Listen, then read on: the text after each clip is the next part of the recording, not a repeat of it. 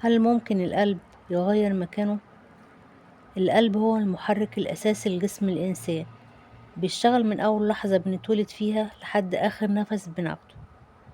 مكانه الطبيعي بيكون في ناحية اليسار في القفص الصدري، لكن هل ممكن يتحرك أو يتغير مكانه؟ في حالات طبية نادرة، ودي بتخلي القلب يكون من البداية في الناحية اليمنى بدل اليسرى.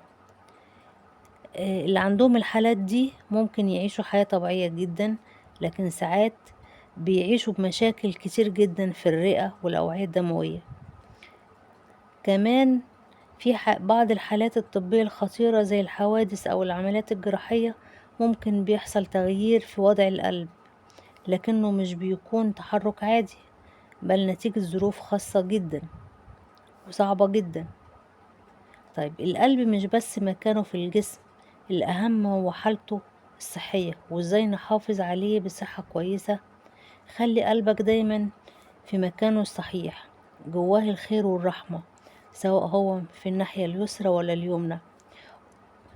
والسؤال هنا، يا ترى لو قلبك كان في الناحية التانية، هل كنت هتحس بأي فرق ولا كله هيبقى زي بعضه، سواء كان في الشمال ولا في اليمين؟